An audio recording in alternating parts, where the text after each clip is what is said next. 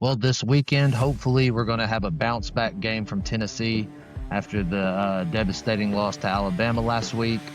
Luckily for Tennessee, they do have a pretty, I don't really want to say easy because you never know what can happen, but they have an opponent that I feel very confident in that we can go in and have that type of game and bounce back and have a really big win. And that's going on the road to Lexington to take on the Kentucky Wildcats.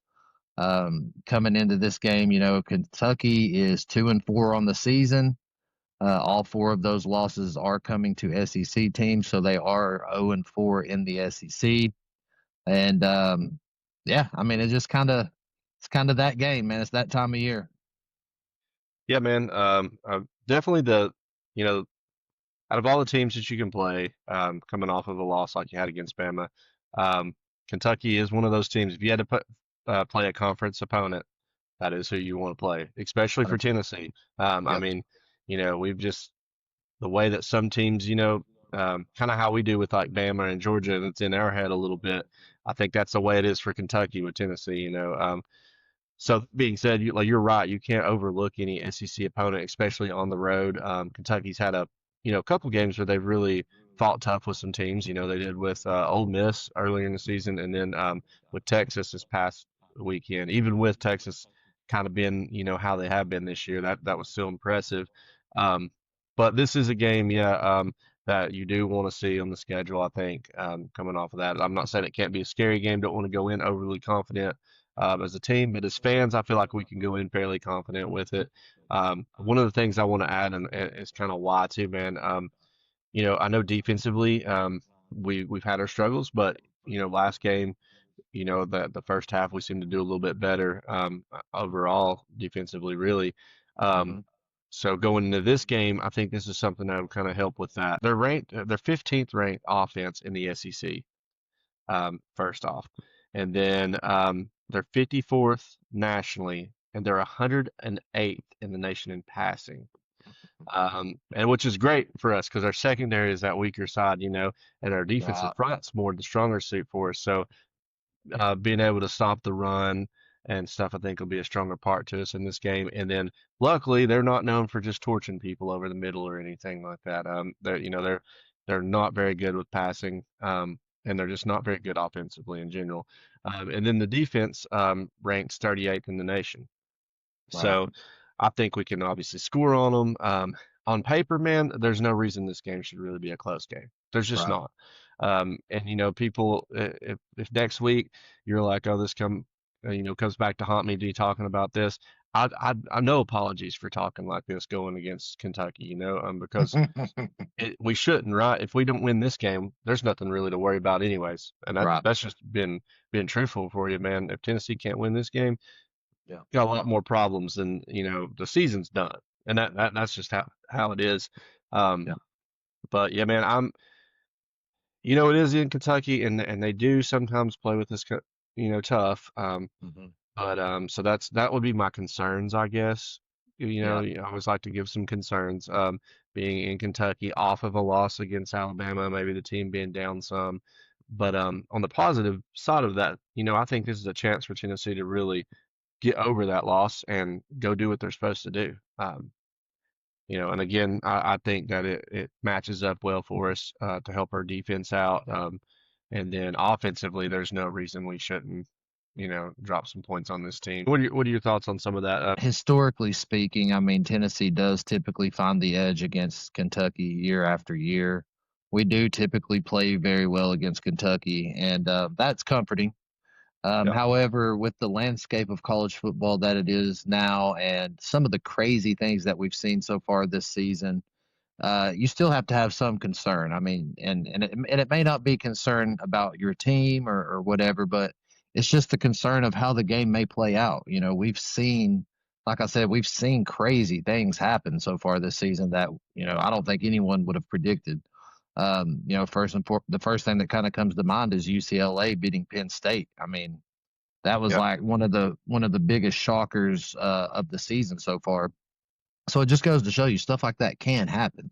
absolutely. Um, so definitely not to overlook this game at all. I did write a few things down. Of course, you mentioned it, but Kentucky did look good against Ole Miss, and of course Kentucky at home.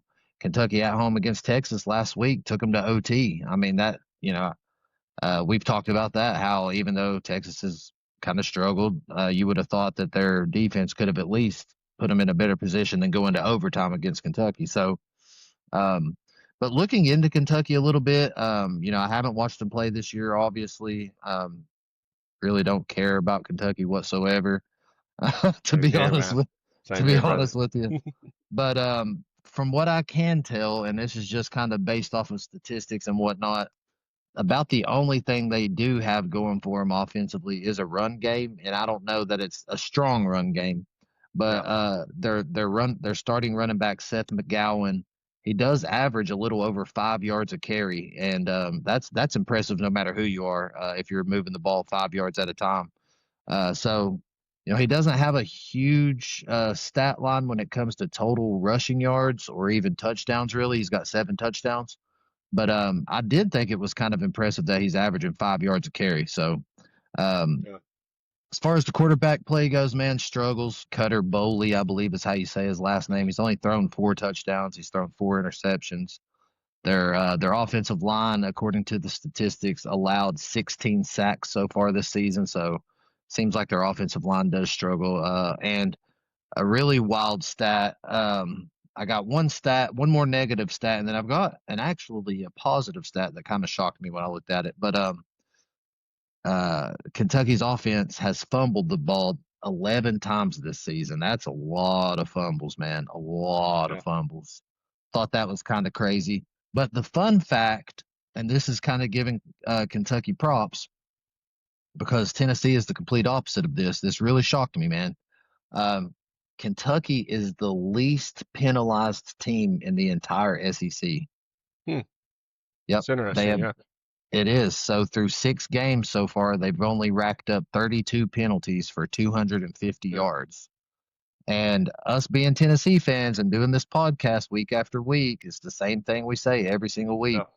Tennessee's got to clean up those penalties. And it seems like when we do the review follow up episode after the games have been played every Tuesday, we always get on here and talk about how Tennessee racked up the penalties again, and it kind of hurt them, and it could have got them beat, or it did get them beat. Yeah. So that stat line alone for Kentucky really shocked me. You would think, considering their record and their reputation. Let's be honest, their reputation at football, you Yeah. would think that they might be an undisciplined team that racks up tons of penalties, but so far this season, they are the least penalized team in the SEC. That Yeah. I thought that needed to be brought Yeah. up. That's interesting, man. I mean, definitely didn't really expect that, but Yeah. yeah, you said, like you said, you would think with that record and like what it shows. But I Hmm. mean, sometimes when the talent ain't there, you still might, maybe you don't make a lot of mistakes. You know what I mean? And I might catch hate for that, especially if we lose. But I mean, it kind of just goes to show, though, I think that even though they are probably a fairly disciplined team, then as far as the penalties go, um, now when I say discipline, that making those stupid penalties like Yeah. offside or jumping offside, things like that. That they might not stay home on defense, or they might not, um, make the right assignments or anything like that by any means. But um, I'm sure there's a lot more to that. But overall, as far as Of the penalties course. go, they don't make a lot of them, and that's definitely interesting to see. Tennessee It's just definitely a can't say that. So No, it's just, and the reason I brought it up is yeah, regardless of how it's happened or why it's happened hmm, or why it is the way it is, regardless of all that, it's just something that I did not expect. You know what I mean? yeah, oh yeah, Um, I don't know how you feel about it, Mike, but I think my biggest thing with this game is not necessarily Kentucky per se, but it's how does Tennessee look? How does Tennessee come out looking after taking, like I said, to start this thing off with, after taking that loss to Alabama? I mean, you've seen it in years past where one loss can really kind of be that slow downfall for the rest of the season. You've seen the flip side of that where a loss kind of sparks something within a team. Back to back road games for Tennessee as well. You went to Tuscaloosa last weekend. You're going to Lexington this weekend, so you're not back home yeah, in between or anything like that. Um, I just think that's another aspect to take into consideration, man. Coming off a loss, even though it's against Kentucky, Mhm. um, there's things that I feel Tennessee just absolutely has to clean up moving forward, and if not, even if you do beat Kentucky, if you don't start cleaning some of this stuff up, we've been preaching all season about it. Mhm. You're not going to find success this season. You know what I mean? No. Well, no, I think, and I mentioned this to you earlier in the week when we were talking about when Tennessee lost to Bama, kind of what we do from here on out. And and it's as a Tennessee fan, and I'm gonna be honest with you, losing's not something I'm worried about this weekend. It's just not, Yeah, obviously, and we that's ain't made fair our to say. prediction yet. But I'm predicting Tennessee to win this football game. Um, Mhm. and Kentucky's only won a few times in my entire life, and I'm 35 years old. I'm never going to predict Kentucky to win the football game. This is how it is. And then throwing shade on them maybe, but it's just facts. So most of the time I would be right. Most Yep. 90 some percent of the time of my life I'd have been right, And so Yeah. when but what worries me is like, you've got to win the game handily, I think, in this one. I think this is one of those where you got to really take control of the game, look pretty good, and it not be close. That's the Yep. thing. I'm not worried about really losing because I would be very shocked. I'm not saying it's impossible, but I'd be very shocked if Tennessee did lose this football game. But you got to go out and take care of business because this is one of those games where the committee doesn't want to see some narrow fourth quarter drive to win the game or winning by a field goal or going into overtime and winning. Hmm. The committee's not going to want to see that from Tennessee later on in the Yep. year, Yep. if because playoffs are still a hope, right? Yep. That's what you're fighting for. So I get completely what you're saying. It's how do we look in this game more so for is what worries me more so than actually winning or losing this game. Um, Yep.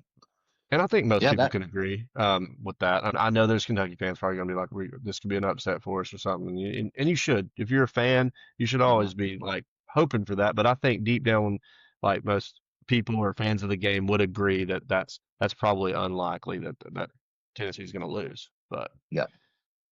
Yeah. I agree with you, man. As far as the odds or whatever in Vegas betting and stuff like that, I think Tennessee's a nine. Last time I checked, it could have changed. It's either 9.5 or 10.5 point favorite.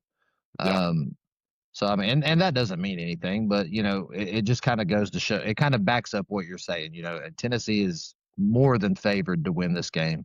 yeah, Speaking of beating them handedly and all that good stuff. That's a good point because I have this right here written down in my notes. Tennessee's current probability to make the college football playoffs is only 19%. mhm, And that's pretty low, coming off the loss to Alabama. Before the loss to Alabama, I think it was 38 or 40%. yeah, They've got it dropped down to about 19% now. And in order to increase those odds, and this is just piggybacking off what you just said, UT has to win out. Obviously, you cannot take another yeah, loss or you're just instantly out. And against teams like Kentucky or anybody, but especially in games like this, especially in games like the New Mexico State game, you have to come out and win by major margins of yeah, points. I mean, you've got to light it up, and overall, besides winning out, in my opinion, Tennessee just has to kind of start looking better than they have the yeah, past couple weeks. So those are key factors. Like you said, the playoffs are still in reach. mhm, It may not look as favorable right now as it did earlier in the season when you played Georgia in a tight game. But there is still a path, and the main thing is, like you said, beating the teams that you're supposed to beat and beating them handedly, and then squeezing out the rest, regardless of how you do it. Because you got two what could be at the time two top 10 ranked teams yeah, left on the schedule.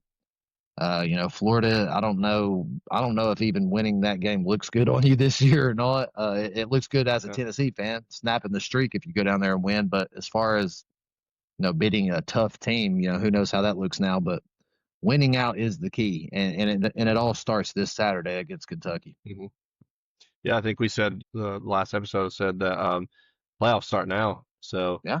and I guess what we're both like really saying here is like against teams like Kentucky or New Mexico State, a win is a win is not always deem true to making the playoffs in this case. Like, does a close game in overtime against Kentucky Hmm. come back to haunt you if you win all these games? Maybe not. Maybe some other teams lose and things work out Yeah, and it just you never happens. know. But you definitely increase your chances by winning a game like you should, Hmm. and Yep. not having a really close game in this situation. Yep. And maybe even winning by two. I mean, with the spread being what it is, if they win by two touchdowns, even 14 points, and doesn't come close at Sure. the end, then it sounds like the community would look at that and be like, well, that covers the spread or something. If Tennessee looked good while doing it, then I'm not saying they got to go in and absolutely blow this team out, but you're gonna have to win by it can't be no last second No. overtime or field goal or something like that. No. And I don't want that, man, as a Tennessee fan, No. especially like I Can't want a handle it solid, anymore. yeah, dude. I want a solid win, and especially against Kentucky, man. As Yep. much as I haven't had to see that happen, there's just something about losing against Kentucky that's gut Right. wrenching to a season. I mean, we've seen Kentucky's only won one time in Neyland, um, in that I can think of in my lifetime. Now that's in the last, I don't know going before that. I'm not really sure, but I'm sure it's happened, but not often. yeah, it's probably been, I'm not counting the 70s or something like that. You know what I'm saying? But it's been. I was born in 1990, so it's been some time. So Right. and Right. it's been one time, and then I don't know, two or three, I guess, in Kentucky, is really all I've seen. But losing to them, it is rough because when it does happen, I mean, I've seen coaches Right. get fired. I've seen a coach get fired immediately after losing to Kentucky. I think it As was they Derek should. Dooley. As soon as he lost, man, he was already on hot seat. That was the edge right there. Losing to Kentucky is not a good look when you're No. a coach of Tennessee, man. So At um, all. so definitely, I think this is a game to not overlook at all by any means by them. And I Yep. say that by going in and really playing well in this game. And if you got some anger about how things went last weekend, or you got some, take it out on them. They'll take it to this game and just be like, all right, we Yep. can only control what we can do now. And that's kind of how I'll be looking at it as a player. Be like, go out and just play your game. And all right, yeah, we had some crucial mistakes last week. Well, this is a new week and against a new team that that you can beat. You're Yep. confident with this team. So Yep. go in with I think we. confidence, but not like, overlooking. Yeah. Yeah, I think we need a massive defensive game in this one. Something to kind of, not only help you win the game, obviously, but something that helps maybe carry a little confidence moving Yeah. forward. The defensive has Oh yeah. obviously been that weak link for us this season. So And definitely, this I think just that's key. matches up great on paper, like you said. Even when you added the add on to what you're talking about with them with the fumbles and the turnover. I mean, we're a team that is one thing our defense likes to do is take the ball away. So, Yep, yeah, and I get mean, after the quarterback too. So absolutely. So it's set up. If our defense wants to really come out and play, it's set up yep, to have for them to be able to have a great game. I feel like, um, and I'm hoping that they will. I hope everything looks good and can just move right on past this week and yep. just be another day at the office. You know what I mean? Just like That's right. normal. So Yep. that's kind of what I, I expect. I think it's fair to say that both of us predict Tennessee to win this game. I don't know that I have an actual score in mind, but I can probably say Tennessee by at least 18. Yeah, That's going to be my sort prediction. of. 18. Something like That's a fair. 28-10 or well, I Yeah, would like to think we'd score more than that on them. So I don't know. I just think we win by at least 3 scores on this one for sure. it's fair, man. I think I had like I don't know the score exactly, but I was kind of thinking like at least 17 in my head. Um, Yeah. win by 3 scores there would be nice Yep. to see and kind of what I really hope and expect. Kind of going into this game. So I love when a defense holds teams to just field goals. I mean, if you can hold them to yeah, nothing, great. But I love when when a defense holds teams to only field goals, but the offense is clicking and they're just scoring touchdowns.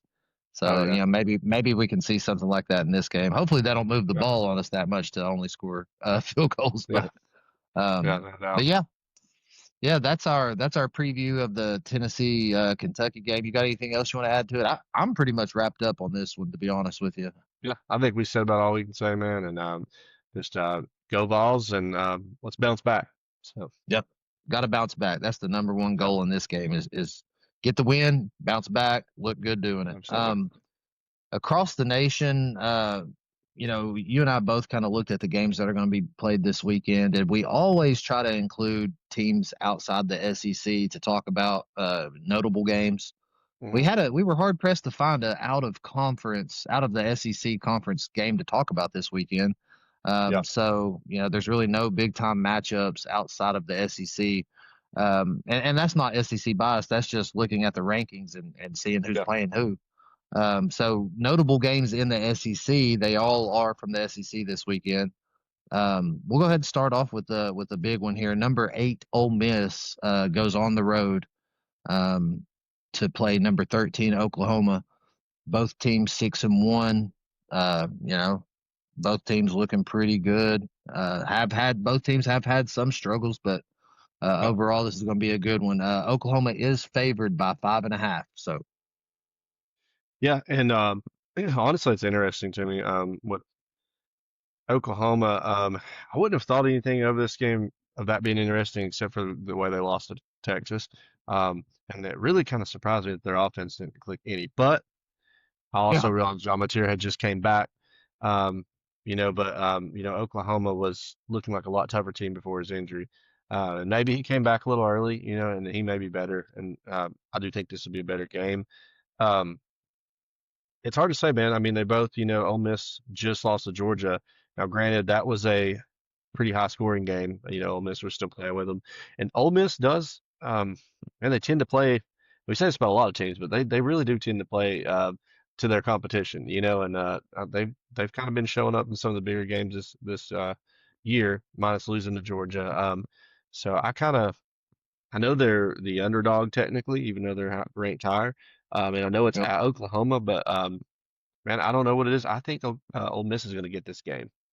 I think they're going to bounce back from that Georgia, um, and I think we're going to continue to see a little bit of Oklahoma struggle um, okay, on it. I don't know why. Could be completely wrong, just going by what I've seen out of both of these teams, though, the last game they played. Um, mm-hmm. and I think that on the flip side of that for Oklahoma, it's going to be like, how's John Mateer and how's he going to play? That's what Right, I think matters for them on that. I do think they got a good defense to be able to slow down Ole Miss. Obviously, I don't think it'll be as high of a scoring game as the Georgia Ole Miss game. Um, yep. but I do think Ole Miss is gonna.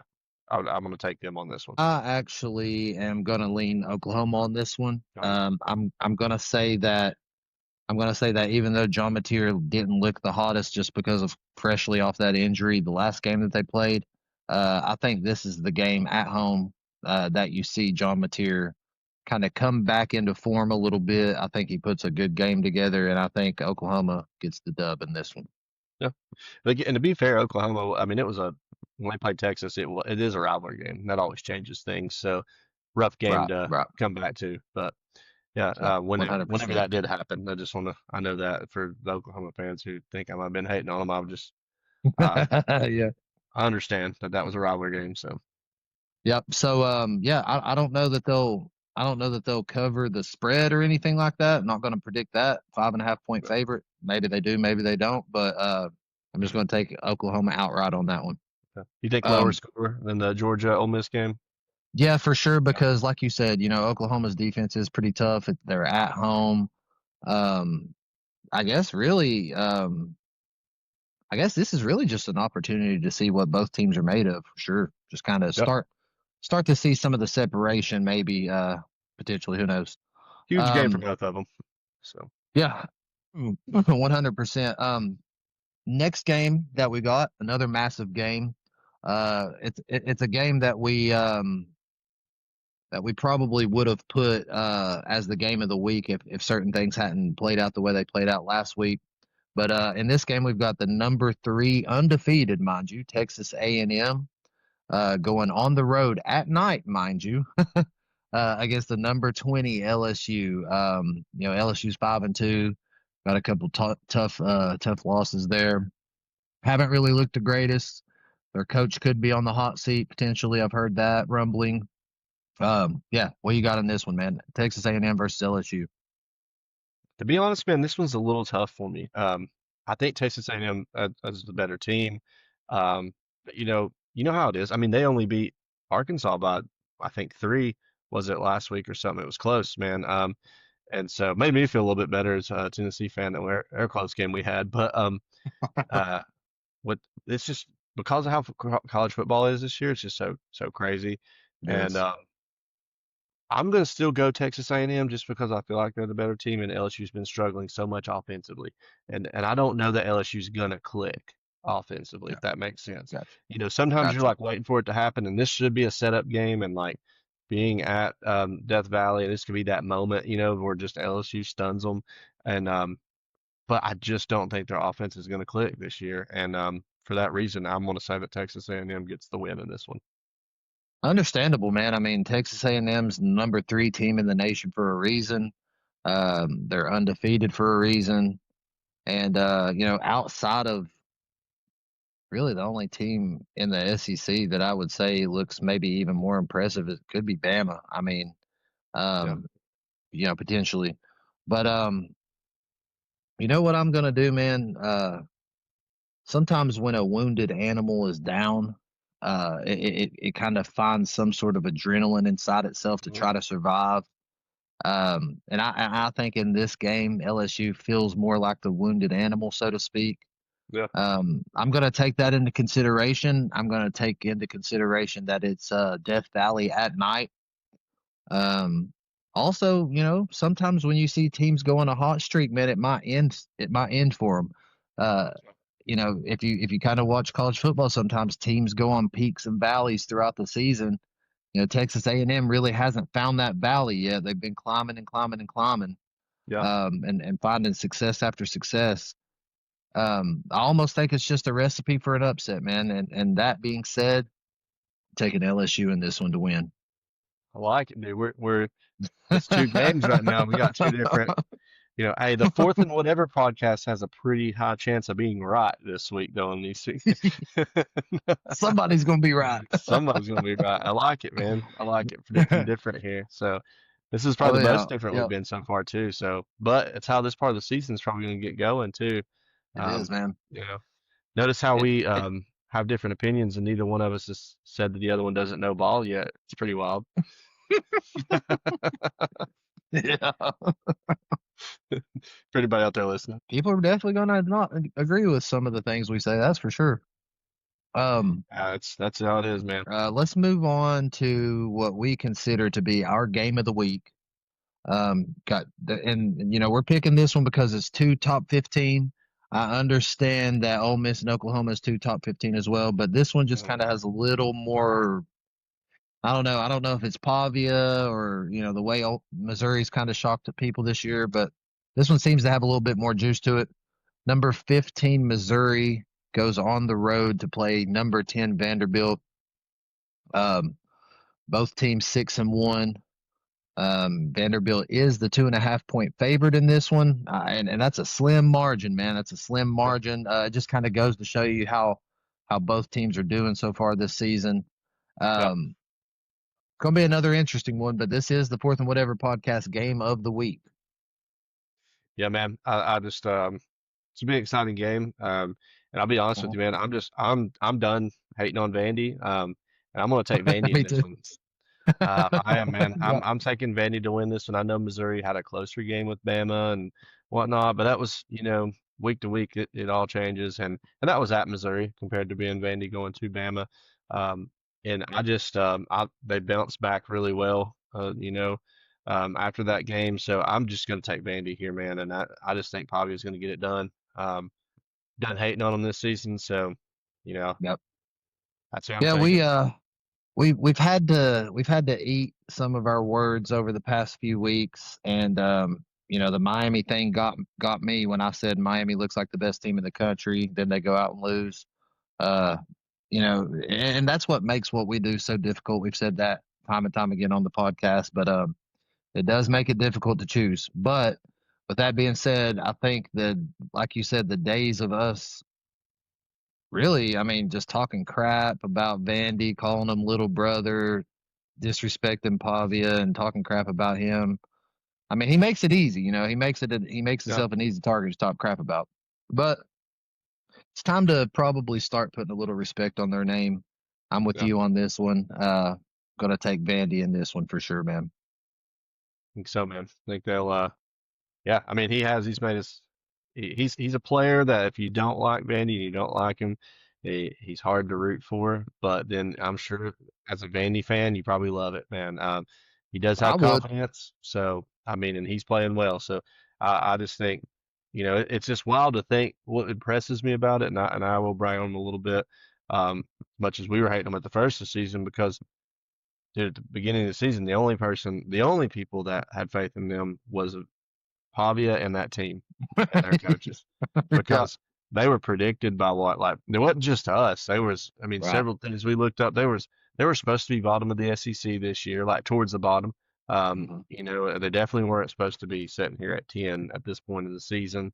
So yeah, I think it's time to put a little respect in their name. Watch them lose now because we both predicted them and decided to give them some credit, but Yeah. whatever. So that's what we're going to go with though for this one. And it'd be an exciting game, man. Definitely look forward to checking that one out. So Yeah.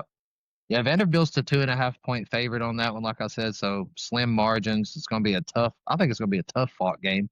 I do too. Um, but from what I've seen so far and that grit that they play with, and I give the grit that that team plays with 100% credit to Pavia, man. He brings that grit. He talks that Yeah. talk, and it seems like he's walking the walk as well. So, yeah, there you have it, man. That's our notable games for the week. Like we said, some big time games, a good SEC slate. I'm sure there'll be some other good games, low key games that Oh yeah, didn't really pop up on the radar. But for as sure. far as big time ranked matchups, those are the three that we chose to Yeah. talk about. So kind of keeping it in the SEC and keeping our tradition of what we do every Friday. Um, it's the only rankings that matter, man, on the internet, on YouTube. It's the fourth That's and right. whatever top five SEC rankings to this point. What is this, week 9, I believe? Um, Kind of crazy to think that it's already week 9, but this thing has changed so much.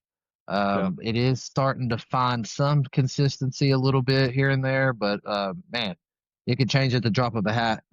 Before we give our top fives, real quick, I did want to mention this about the conference as a whole. And Mm-hmm. this just goes to show you how wide open it is still and how tight it is.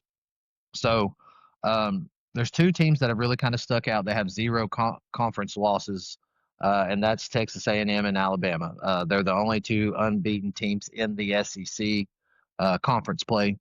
Mm. And then after that, man, it gets super close as a third kind of best, I guess you could say. And Yeah. that there are 6 teams in the SEC that only have one conference loss. Now, obviously, deep into conference play, that's going to change quickly. But Yeah. as it stands right now, I just thought that was kind of cool to throw out there. There's 6 teams in the SEC that only have one conference loss. I don't That's know that we've, insane, man. yeah, I don't know that we've seen that much parity in the SEC that I can remember. It's a lot of good football being played, a lot of good teams. Yeah. Um, yeah. So with that being said, Mike, you want to go ahead and start us off? Go ahead and give us your top five SEC team. Yeah, man. I'm just gonna start it off. Same as what I had them. I got Bama number one. I mean, dude, 4 ranked wins like they've done in a row. It's pretty insane. They're on a roll Yep, right now. it's So impressive. I'm gonna go Bama one, Texas A&M two. Um, then I'm gonna say Georgia at three, and then I'm gonna say bringing them in my top five, Vanderbilt at four. Got Vanderbilt there at four, and then I'm going to Okay, put Ole Miss at five. I hate to boot Tennessee out, but it has finally happened. it is what it is. I went the entire year so far. Having Tennessee, they've kind of slipped down to my five spot for like a couple weeks before this, but with that last loss, not that losing to Bama just automatically kicks you out of things, but right now, dude. I just think those are the 5 best teams in the SEC with again Bama, Texas A&M, Georgia, Vanderbilt, and then Ole Miss, and those teams are in your top 10 right now. You know, Yeah, So it's tough. 100%, man. It's tough to deny that, and I just think they're the five that stands out to me. So Yeah, that's fair, man. That's fair. Tough list. And yeah, it's so close to my yeah, top five, man. It's so yeah, close. nice. Um, and like I said, that just goes to show you, there have been teams that have kind of stuck out to this point. So with my top five at number one, I've got Texas A&M. I gave the nod to them simply just because they're 7-0.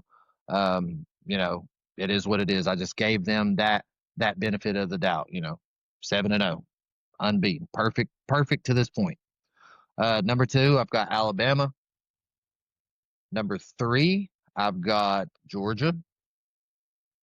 Number four, I've got Vanderbilt. No Nice. lie, man. No, I Yeah, got Vanderbilt sitting there at number four. I think what they've done is impressive, and I think they've earned it. yeah, Never thought I'd say that, but there you go.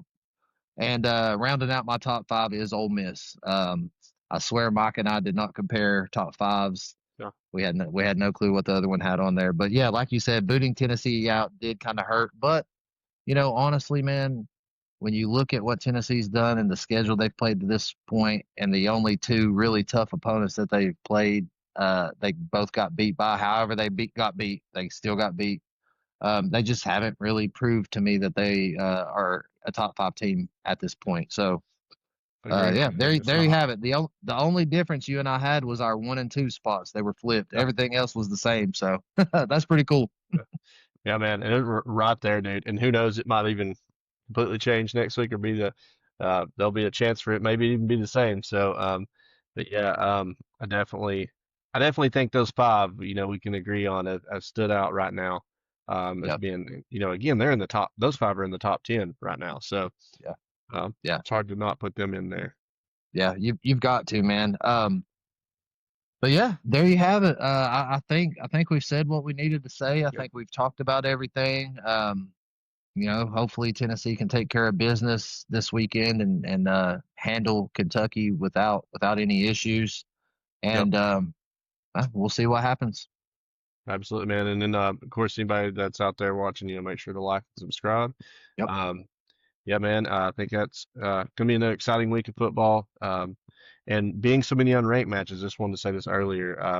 That I mean, well, there were several ranked between the SEC, but out of conference, it leaves the door open maybe for some upsets or something out there too, man. Yeah. Don't Yeah. enter upset alert. Who knows? But yeah, looking forward to it. And as always, Adam, man, it's been fun. I'll see you next time, dude. All right, man. Take care.